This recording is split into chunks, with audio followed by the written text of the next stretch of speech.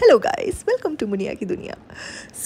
आज मैं बेचने जा रही हूँ तेल। और ये तेल आप लोगों के हेयर के लिए, आप लोगों के स्पेशली जो लेडीज़, जैसे मेरा तो ये नया, मुझे तो पता ही नहीं है ना, मुझे तो एक्सपीरियंस ही नहीं है बिल्कुल भी कि पोस्टपार्टम हेयर लॉस क्या होता है। मैंने सुना है, मुझे लोगों ने बताया है, मैंने बहुत जगह से सुना है कि जब प्रेगनेंसी में आपके ना बाल बहुत अच्छे होते हैं, लेकिन जब डिलीवरी हो जाती है तो आफ्टर फ्यू मंथ्स आपके बाल झड़ने लगते हैं। मैंने सुना है ये मैंने एक्सपीरियंस नहीं करा, ये मेरी पुरानी 14-15 साल पुराना एक्सपीरियंस नहीं है, बस मैंने सुना है।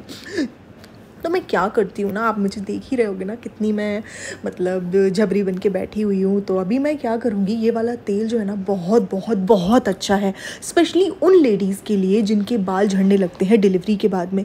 क्या मतलब, डॉक्टर बोलते हैं कि there is nothing you can do about postpartum hair loss. नहीं गाइज़, ये चूना लगाना सेगमेंट है, तेल लगाना सेगमेंट नहीं है, तो इसको सीरियसली लीजिए। आप लोग क्या करिए, आप लोग ये तेल लगाइए, मेरा कोड लगाइए और इसको ले लीजिए, बस ले लीजिए, अपने घर पे रख लीजिए। हाँ, हालांकि हम कहते हैं कि we are chosen one, we are blessed, कि हमें इतना इतना इतना प्यार मिला है, हमें लोग इतना पसंद करते हैं, लेकिन चूना भी हम उन्हीं लोगों को लगाएंगे। इतना हंसने का मन करता है ऐसी बात पे कि कभी कभी तो मैं रात में सोते सोते हंसने लगती हूँ। फिर जनाब कहते हैं पीपी क्या हुआ, तो मैं कहती हूँ कुछ नहीं, आपके सपने आ गए थे। खैर, मैं जा रही हूँ जियान को फीड कराने के लिए। अभी मेरा बीच में फीड कराने का टाइम आ गया है। जब तक आप एक काम करिए, तेल लगा लीजिए, मेरा कोड ज़रूर लगाइएगा। जब तक आप मेरा कोड नहीं लगाएंगे तब तक हमें फीलिंग नहीं आएगी गाइस। आप लोगों का प्यार, मोहब्बत, स्पेशल फील कराना हमारे लिए बहुत ज़रूरी है। तो और हाँ, ये बात किसी को बताना नहीं कि पोस्टपार्टम हेयर लॉस होता ही होता है, उसके लिए आप लोग कुछ नहीं कर सकते। ये तेल लगाइए ना, एक बार लगाइए, चूना ना लगे तो मेरा नाम बदल देना। सो गाइज़, आज एक बहुत अच्छी चीज़ हुई। आज मेरी फ्रेंड खुद ही मुझसे मिलने आ गई। मैं ना किसी को बुलाती हूँ, ना किसी से बात करती हूँ, ना किसी का हाल चाल लेती हूँ, कोई जी रहा है, मर रहा है, कि सुख में है, दुख में है, मुझे किसी से कोई मतलब नहीं है। लेकिन हाँ, मेरी जो फ्रेंड है, मुझे देखो ऐसे फ्रेंड्स पसंद हैं जो बिल्कुल मेरे आगे पीछे दुम लगाते हुए आ जाएँ, भले ही मैं उनको पूछूँ ना पूछूँ। ऐसी ही फ्रेंडशिप होती है जहाँ एक अपनी सेल्फ रिस्पेक्ट को नीचे बिल्कुल ज़मीन के अंदर गाड़ के बैठ जाए। वो ही फ्रेंडशिप आगे तक आपको रखनी चाहिए। और जो फ्रेंड्स आपसे एक्सपेक्ट करते हैं ना कि उनके सुख दुख में आप लोग उनका साथ दो, उनको एटलीस्ट कॉल करके पूछ लो, तो ये फ्रेंडशिप मुझे नहीं लगता कि फ्रेंडशिप होती है। अगर आप लोगों के पास एक ऐसी फ्रेंडशिप है जहां आप लोग एक दूसरे के साथ देते हो, या एक दूसरे के सुख दुख में उनको कॉल करते हो, या स्पेशल इवेंट्स में उनको स्पेशल फील कराते हो विश करके, तो आई पिटी ऑन यू गाइज। आप लोग बिल्कुल स्पाइनलेस, ब्रेनलेस और फ्रेंडलेस हो। एक फ्रेंडशिप मेरे जैसी रखो ना गाइज।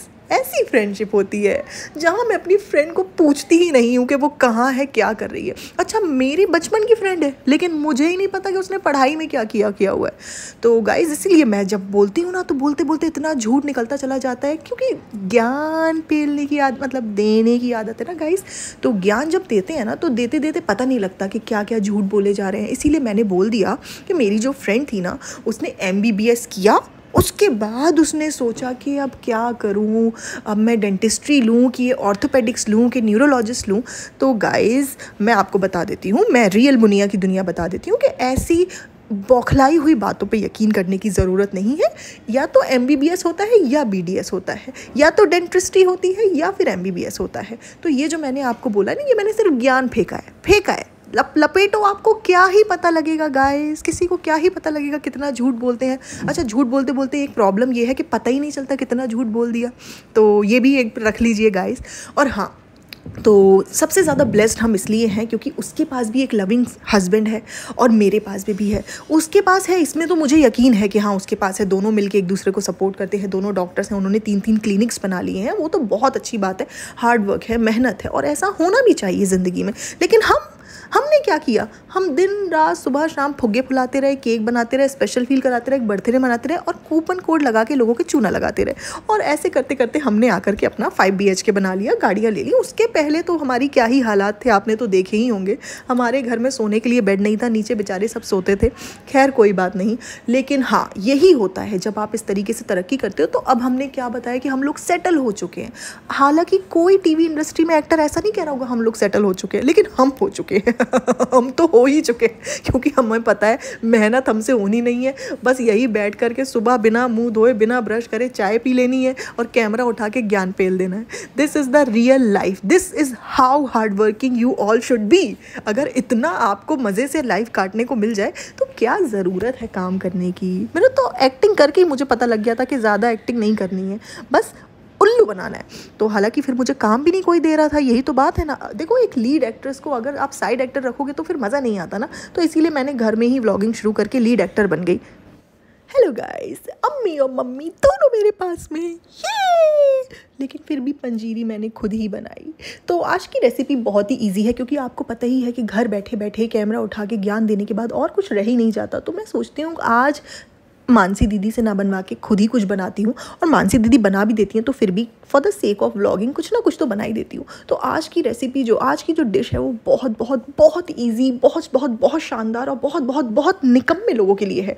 आई मीन जिनकी माएँ कुछ नहीं सिखाती, मतलब जो बच्चे होते हैं ना जो ज़िंदगी में कुछ भी नहीं करते, जिनको लगता है कि खाना बनाना तो सिर्फ बीवी का, औरत का, बहन का काम है। और आपको तो पता ही है हमारी निकम्मी अम्मी, हाँ, उन्होंने तो दोनों ही बच्चों को कुछ नहीं सिखाया। उन्होंने ना तो चबूतरा को, चालू को कुछ सिखाया और ना ही ये चोमू को कुछ सिखाया। तो आज की जो रेसिपी है वे जैसे चोएब और चालू जैसे बच्चों के लिए है। दाल चावल, मतलब एकदम शुद्ध शाकाहारी आसान तरीके से बनाया हुआ खाना। तो कुछ नहीं करना आपको, बस इसमें दाल और चावल ले लेने हैं, उनको पानी में डाल के कुछ मसाले डाल के पका लेना है। खिचड़ी बना लो भले ही उनकी, लेकिन अपने जीने और खाने भर का तो एटलीस्ट सर्वाइवल कुक बन ही जाओगे। खैर, ये मैं बनाने जा रही हूँ रायता, और यहाँ मैंने डाल दिए थे राइस। तो रेसिपी तो आपको गाइस दिख ही रही है, आपको ज्ञान की कमी होगी ज़िंदगी में, ज्ञान में देती जाती हूँ। तो ये जो है ना, इसमें धनिया वनिया डालने के बाद में जो ये टकला कर लेना, मतलब इसको खीरे को, क्या भाभी जब देखो जब हमें हमारे लिए बोलती रहती हो भाभी, अरे खीरे को टकला कर लेना भाई, तुम्हारी बात नहीं हो रही। और ये फूली फूली बूंदी मेरे ननद ननद के गालों के जैसी डाल देना, अब इतना अच्छा बनेगा गाइस, बहुत अच्छा। और मैं आपको छछूंदर, सॉरी, अरे अरे तुम्हारे लिए नहीं बोल भाभी भाभी भाभी, अरे छुछुंदर नहीं, चुकंदर अगर आपके पास हो तो सैलेड में वो भी डाल दीजिएगा और तड़का मार के बस खा लीजिएगा। अच्छा, ये खाना आप उन्हीं लोगों को दीजिएगा जो मेहनत से आएँ और अच्छे से घर में इज़्ज़त के साथ में खाएं। ऐसे निकम्मे, नकारा, बेरोज़गार, फ़नी जैसे लोगों के लिए नहीं है ये अच्छा सा खाना। उनको तो आप बोला करो किचन में जाओ, खुद उठाओ, बनाओ, हमें भी खिलाओ, खुद भी खाओ। ज़िंदगी में कुछ नहीं कर रहे हो, कम से कम इतना तो करो ही करो। और वो साइड में रखें कपड़े, वो भी धो करके सुखाने के लिए डालो। तो ये निकम्मे लोगों के लिए, बेरोज़गार लोगों के लिए नहीं है, ये है इज़्ज़तदार जो मेहनत करके आते हैं घर, उन लोगों के लिए खाना। इन्जॉय गाइस, वाह वाह वाह।